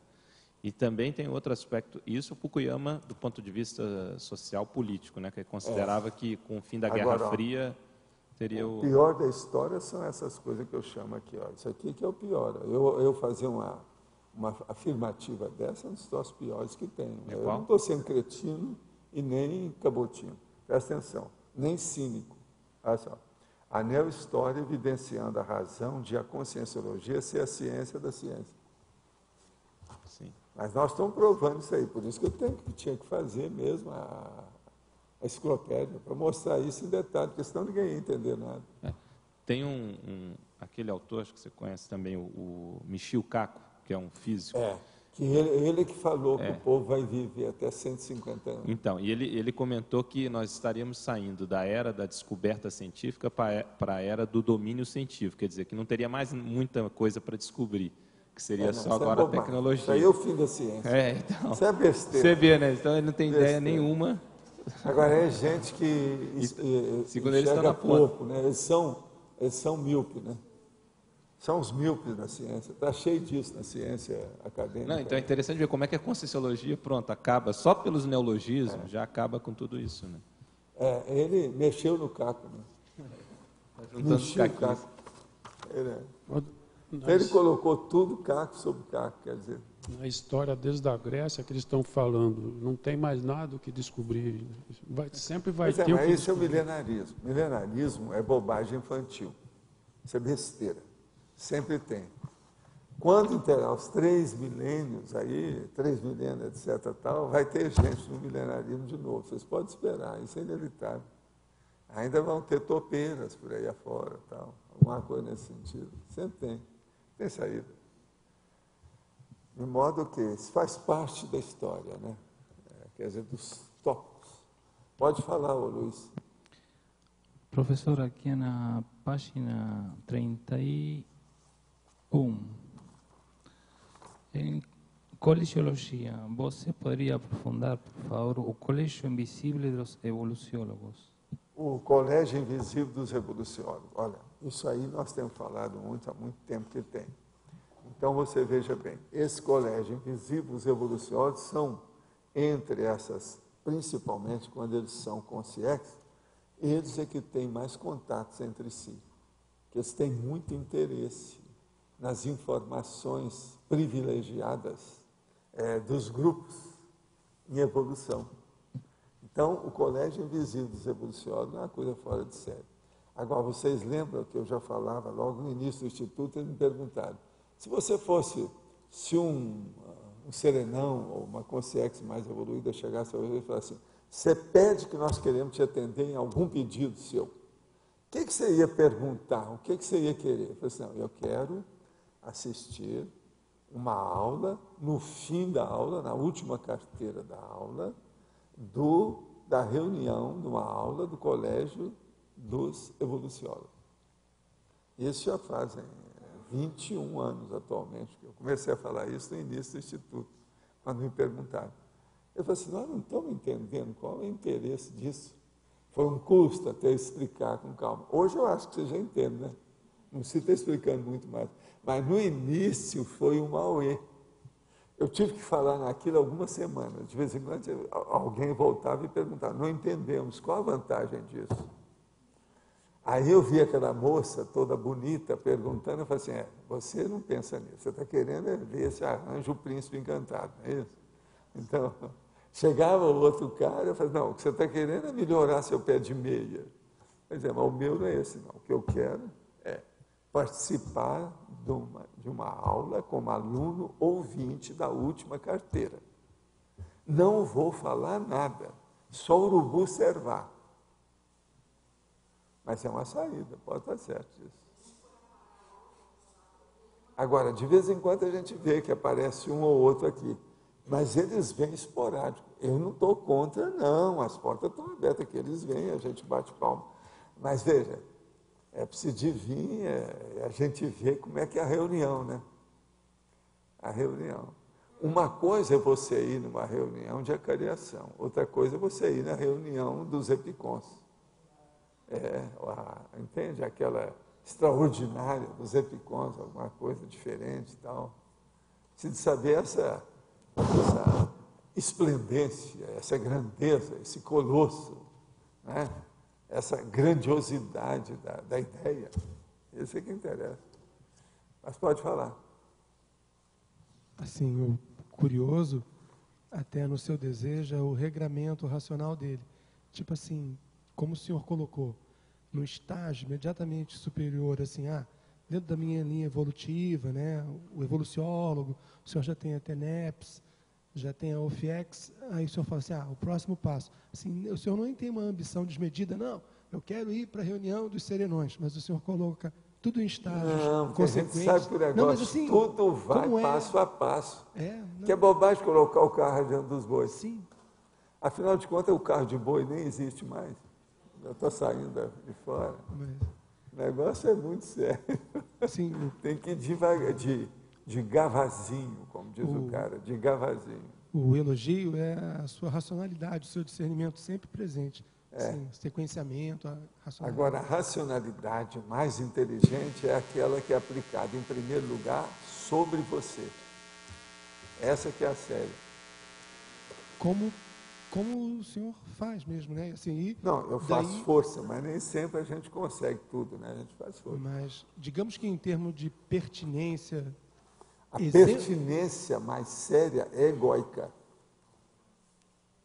Agora, é egóica realista. Não é egóica a favor só, mas é egóica do realismo. Essa que é a pertinência melhor. Eu ia fazer o comentário... É você ver aquilo que interessa a você, mas vendo de fora para dentro. Eu ia falar, em termos de pertinência exemplarista, querendo ou não, o senhor sempre está... Não, mas eu ainda não sou bom, não. Tem gente aqui muito melhor do que eu aí na história. Ainda tem muita coisa para a gente funcionar. Agora, vocês esperam, daqui uns milênios, vamos ver o que a gente faz. Aí eu entro nessa competição. Mas, por enquanto, ainda está cedo. Me dê um prazo, alguns milênios, não é isso? Para vocês não precisa, vocês precisam de alguns séculos, eu preciso de alguns milênios, está certo? Cada um faz o que pode. Professor, a profissão repórter, no dia 8, vinculou que Foz é uma das cidades, a cidade mais violenta do Brasil. E nós temos... Mais violenta com respeito aos jovens. Aos jovens. Nós estamos observando aí que... Eles deviam de falar que não existe nenhuma cidade igual Foz. Quer dizer, uma cidade fronteira, com esse tanto de etnias e com 3 países tudo junto. Isso não existe em outro lugar. Quem fala nisso devia de falar o outro lado também. Certo. E nós temos observado garoto de 6 anos dirigindo, 9 anos, e ontem, cerca de 50 metros, eu moro perto do restaurante Dom Cabral, mais ou menos 50 metros da minha casa, não era 18 horas ainda, 2 garotos praticaram um assalto, eles não tinham 13 anos. Assaltaram o assalto aonde? Na rua, assaltaram a senhora, tomaram aquela bolsinha dela aqui, derrubaram ela lá, quase que ela caiu, vamos dizer assim, né? E foram embora. O que eu queria que o senhor ampliasse para a gente é em relação a esses jovens que estão chegando aqui e praticando todo tipo de delito. Não, o problema é que são as favelas que tem aí. Aquilo que eu estava mostrando aí, ó, perto do Rio está cheio de favela, todo lado. E o governo tinha que tomar providência para isso.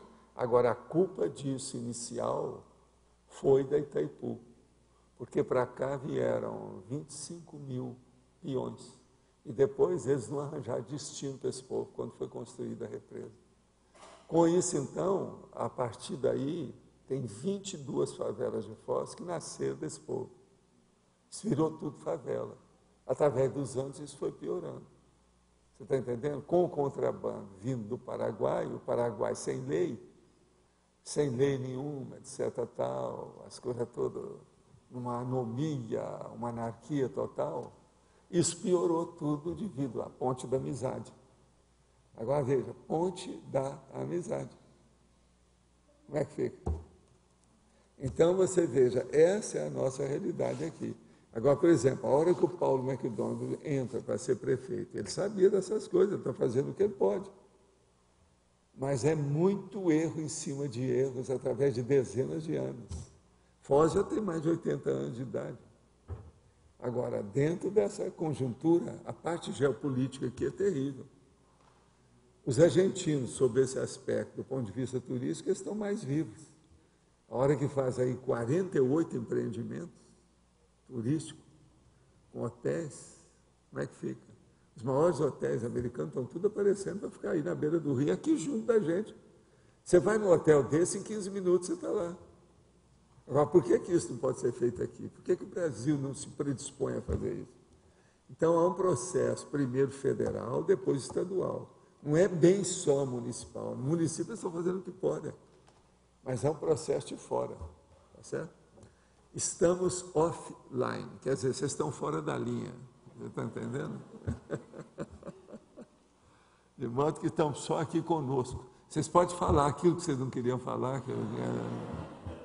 É isso? Isso aí é aquela pessoa que vem com a outra, que vem conversar comigo, então um vira para o outro assim, então agora você pode falar aquilo que você não quis falar, fala na frente dele agora, do jeito que é. Então aqui é a mesma coisa, né? Aquilo que vocês não queriam falar. Professor Valdo, me veio uma dúvida essa semana, não é com relação ao verbete. Quando a gente pede uma ajuda na TENEPS, uma pessoa que é bastante católica, que tem outra religião, o tenepsista e os amparadores, ao chegar lá, não vai ter consciências ligadas a esse... Não, quando vai assim, o amparador que já vai é um padre.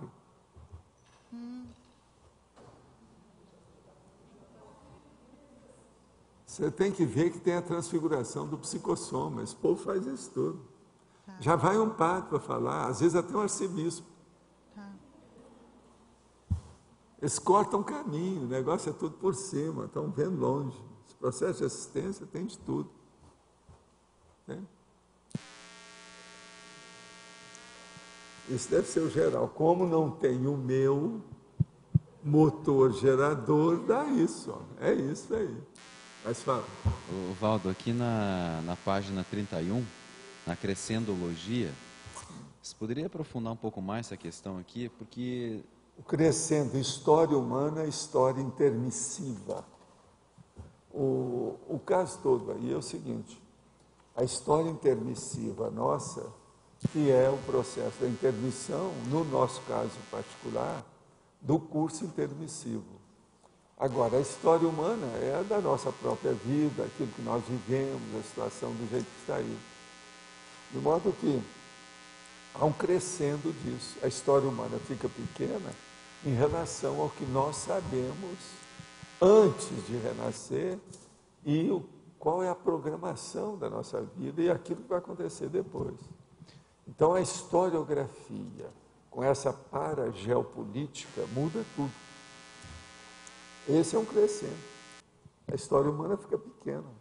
É porque você coloca a questão do próprio conscienciograma, né? A questão da era consciencial e também qual a nossa participação para reforçar o Lupensiano do serenismo na Terra, né?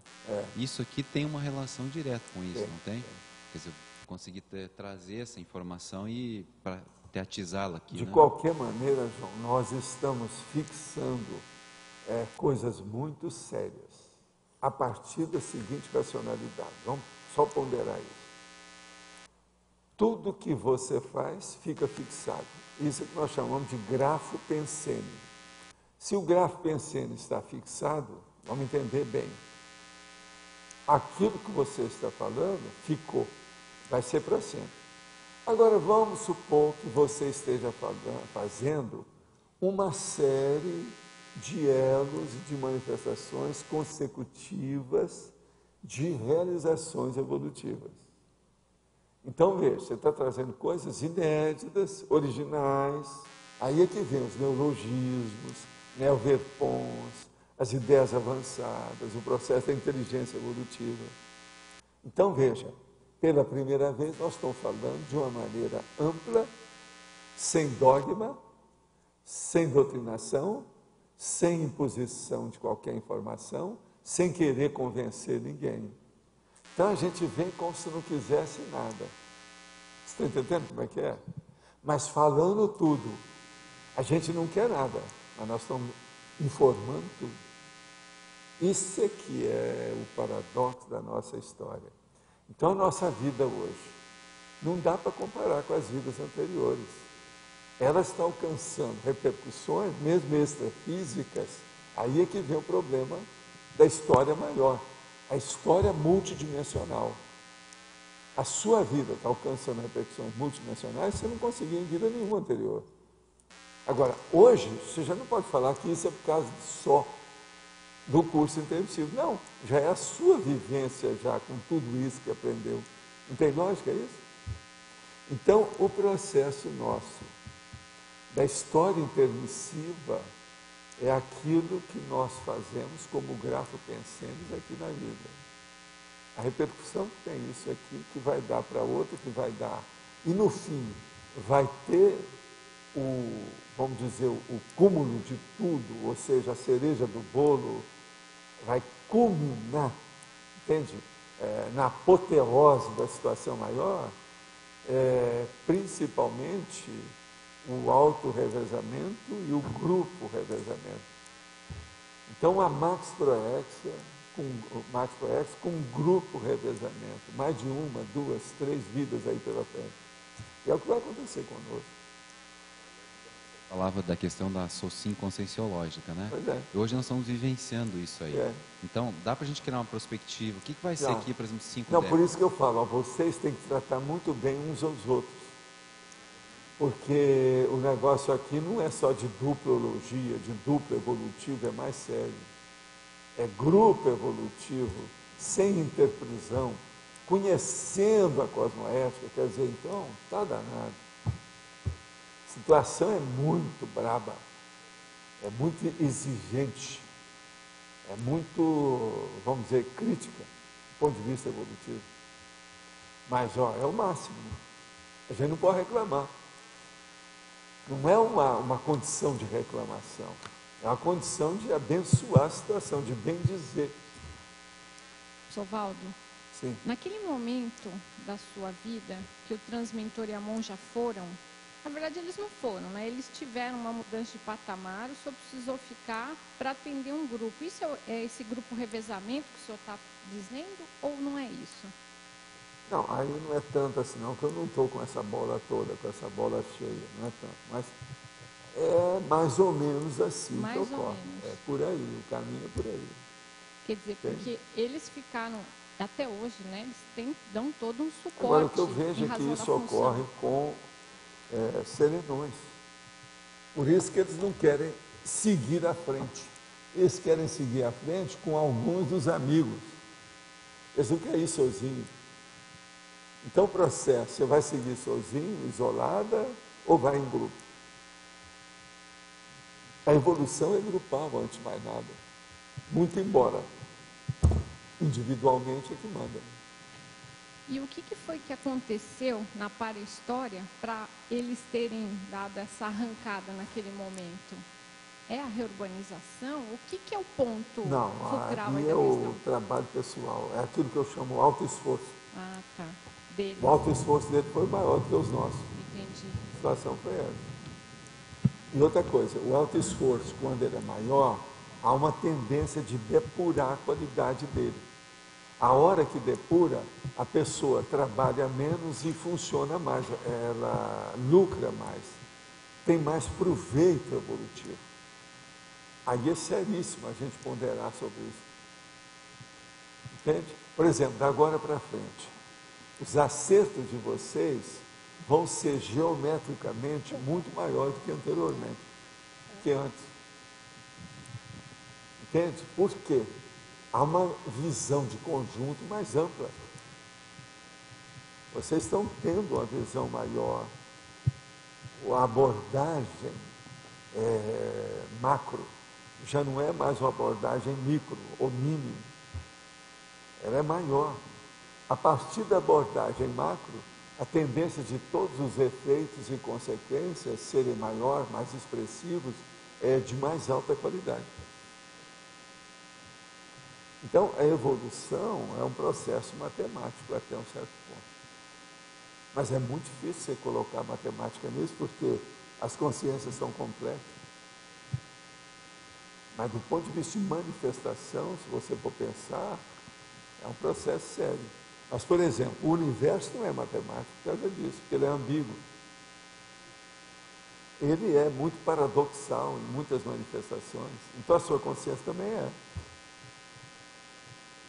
Agora, o caso que a gente vê é o seguinte: se você estabelecer uma matemática da qualificação dos seus esforços, os auto-esforços, você vai entender mais o processo evolutivo. Agora, vocês veem o que eu faço. Eu, na conscienciologia e nos verbetes, o que é que eu faço? Eu procuro destrinchar um assunto do avesso para o direito e do direito para o avesso. Pico tudo em pedacinho e depois vou pinçando os pedacinhos para fazer o puzzle. Tudo é de propósito. Quer dizer, eu construo e desconstruo. Presta atenção. Uma opção de coisa aqui. Eu vou e torno a voltar. Agora, é um rolo compressor terrível nisso para poder as pessoas pensarem. Por exemplo, ontem nós falamos aqui sobre consciência. Dentro de um livro que vocês ainda não tinham pensado. A maioria. Vejam, a desconstrução daquilo que eu venho falando há anos. Gente, já faz dezenas de anos que eu falo em consciência. O negócio começou com os processos serenões, isso foi na década de 60 para 70. Na década de 70 eu já falava isso, antes do Instituto, tudo isso, muito antes. Isso aí que você está falando é exatamente a consciência somática, né? Não é a matemática convencional, a consciência somática, né?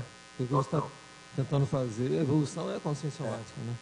E eu só, você comentou outra hora daqueles mecanismos de lavagem cerebral, do subcerebral e da Igreja Católica, né? Com toque de sino, de igreja, né?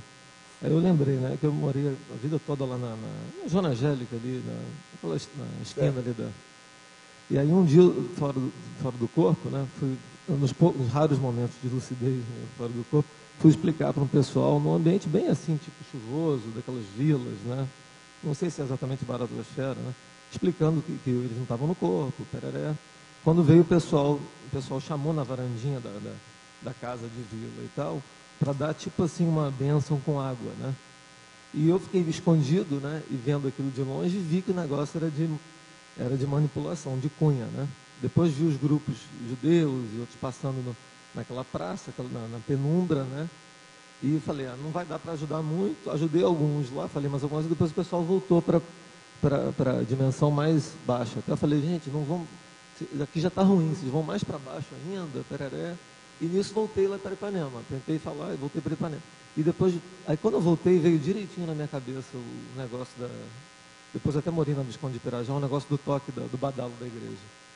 Quando toca, aquele tremor que causa dentro das pessoas, talvez até da gente mesmo, né? E a invocação direta desses ambientes. Agora, né? A badalada, ela é paragenética, multimilenar e holobiográfica. E a gente sente dentro. Isso é uma coisa terrível, muita gente. Né? Hoje, das coisas que eu Agora, por exemplo, eu escapei disso já em vidas anteriores.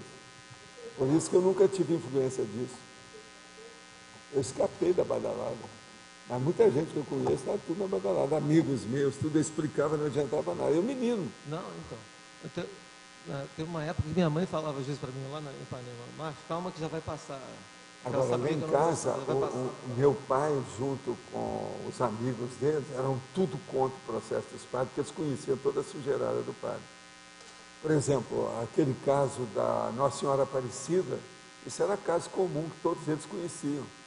Que a Nossa Senhora Aparecida, você sabe, a igreja mesmo, e a imagem mesmo real, era para espantar passarinho. E eles descobriram aquilo, deu uma ventania, levou o espantalho para o rio, e eles descobriram depois, e aquilo virou santo. Mas era espantado para espantar passarinho. Parece que esse negócio aconteceu em Goiás. Agora, veja, na minha infância, ele já contava isso tudo. Contava a sujeirada dos padres. Havia aquele processo daqueles livros aí da Papisa Joana, a história dos papas, a sujeirada que tinha. Os povos tudo sabia disso na ponta da língua, conhecia tudo. A padraiada lá era terrível. Essa padraiada Nossa Senhora da Badia não é fácil. Valdo, eu não entendi. O que é você escapou da badalada? Você? Eu nunca tive influência do processo da Igreja Católica. Eu entrei na igreja quando eu já era mais de 40 anos. Eu fui para ver uma missa de corpo presente, porque era um amigo do meu sócio, que me pediu para ir lá. Eu nunca tinha entrado lá, de jeito nenhum, nunca tinha visto em casamento, nem nada que tinha dentro da igreja. Eu abominava o processo da igreja. Eu só gostava, como eu já contei aqui, de ver o Mané fogueteiro, que era bom, né? Ver aquele foguete que ele soltava, caía. Mas aí eu falei assim, vem cá, você não tem medo dessa vareta cair na cabeça de uma pessoa e matar? Eu disse, não, ela vai para fora da cidade, não vai bater ninguém, não sei o quê. Eu então ia nas festas para ver o Mané fogueteiro lá, soltar foguete. Aquilo é marketing também, né? É o negócio do marketing da Igreja Católica, das festas e tal. Né? Agora era muita sujeira que havia, eu vi muita coisa disso. Agora eu falava sobre o processo da badalada, porque eu nasci num ambiente que o povo metia o pau no estudo. A padrada toda, entendeu? Aparecia aquela pessoa de batina preta, porque eles usavam muita batina preta. Falei assim, ó, está chegando o corvo, ó, cuidado, a abutre está vindo. Quer dizer, eles eram muito mal vistos em certas áreas. Então, o engraçado que me deixou mais surpreso dessa vez foi quando depois, as outras vezes, eu fui morar em Vitragem há um ano e tal, e anotei essa experiência, e sempre que tocava Jalcina, mais de perto, ainda além daquela sensação no grupo e até um pouco em Mas mim. a badalada tem muita gente que já andou estudando isso. Agora eu escrevi artigos já há muitos anos. Eu sei que você sabe muito mais disso, vivenciou. Mas estou só dizendo que me surpreendeu foi que sempre me lembrava do ambiente. E a ligação direta. Você sabe quando houve o processo do Instituto, que a gente abriu, a primeira vez que eu falei em badalada, o povo achou que eu estava... Ele está doido, falando uma coisa. O que tem isso a ver com a gente? Negócio é sério isso. Quando eu expliquei tudo, aí caiu a ficha. O povo foi ver, ó, vocês são muito mais burros do que vocês estão pensando. Não, é porque não consegue ver um nível de transe naquele percentual subconsciente que gera. Aí acha que é brincadeira. Agora, a coisa séria é a construção da igreja nos promontórios. É onde é o mais alto que eles fazem a igreja. Que é para colocar a torre também mais alta para dominar com som todo mundo. Agora, negócio de arte. A igreja usou tudo que pôde de matéria de arte para dominar e manipular os fiéis. Tudo de arte. Pintura, música, escultura, tudo que tem. Mas você, por exemplo, você já teve uma mesologia, a tua mesologia já não te levou para isso. Você não escapou porque você já nem entrou nisso, dentro da tua própria família. Não, que mas já veja, mas na minha terra, lá era uma pobreza danada, né? Esse negócio da pobreza nos ajudou a ver a realidade. Quem passa sacrifício acaba vendo a realidade crua, que os outros não veem. Numa vida melhor, o povo numa vida melhor, eles não estão vendo, né? As necessidades dos outros, não vê aonde estão os erros, não vê a manipulação dos mais, você está entendendo, melhores de vida, manipulando os que têm menos, dos despossuídos. Lá a gente viu isso tudo. Esse foi o motivo que eu me formei em medicina e instalei um consultório de clínica gratuita, de propósito. Entende? A miséria, sei que está na hora já, mas a miséria é igual a terceira de soma, né? Acaba com as distorções todas da visão, né? Não, estou só brincando, mas não vai dar. A gente, então, nossos comerciais, por favor. Obrigado. As pontuações da tertúlia de hoje: 49 assinaturas no livro de presença, 16 perguntas presenciais, 8 perguntas respondidas online, 15 votos online. Teremos os seguintes recados: Fátima Soares e Lócio pela Semana de Saúde, João Paulo pela Consus. 8 verbetes para a votação de hoje. Beatice, behaviorismo, contrapontologia, hipocrisia política, mirmídone, miudeza, objeto ritual e testemunho. Boa tarde, pessoal. Estamos aqui em nome da OIC para convidar todos para a segunda semana de saúde holossomática da Cognópolis, que acontecerá do dia 6 ao dia 12 de outubro. Essa semana é uma semana onde diversas ICs fazem atividades gratuitas, abertas a toda a população. Estaremos aqui hoje com a Apex, que irá divulgar um pouco as suas atividades. Bom, pessoal, dentro das atividades da Semana da Saúde, nós vamos estar participando com 3. A primeira é a oficina de parapatologias e PROEX, onde nós vamos trabalhar a correlação de várias parapatologias que têm uma dificuldade direta para a execução da PROEX. Ela ocorrerá na quarta-feira, dia 7 de outubro, das 15 às 18 horas.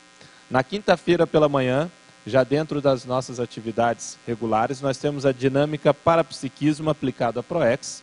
O EPICOM é o professor Frederico Ganem e os participantes estão convidados da Semana da Saúde, estão convidados também a participar dessa dinâmica parapsíquica. E na sexta-feira, para quem tiver interesse, nós vamos ter separado aí 2 agendamentos pela manhã e depois também 2 agendamentos à tarde para o serviço de apoio existencial, que é um serviço de suporte, de orientação em questões referentes à execução da programação existencial da pessoa. Também essa é uma atividade gratuita, o serviço de apoio, é só fazer o agendamento. Para maiores informações, vocês podem acessar o site da OIC para ter informações gerais sobre a Semana de Saúde e também dessas específicas da Apex, ou entrar em contato direto com a recepção aqui do CAEC. Tá ok? Muito obrigado. Boa tarde. Falo em nome da Conscius e nós queríamos divulgar o programa autoconscienciométrico com o curso Fundamentos da Conscienciometria, que começa a partir de outubro. Vai ser ministrado aqui no CAEC, às terças, quintas e aos domingos. E agora, no próximo sábado, dia 19, vamos ter uma palestra falando de conscienciometria e falando sobre o curso com o professor João Aurélio, que é um curso de fundamentos, mas fala sobre conceitos bem avançados sobre conscienciometrologia. Estão todos convidados, palestra gratuita, sábado próximo, dia 19, às 3 horas, e o curso Fundamentos da Conscienciometria a partir de outubro aqui no CAEC. As inscrições na recepção. Obrigado, boa tarde. O verbete vencedor para amanhã é contrapontologia com 9 votos. Obrigada e boa tarde a todos.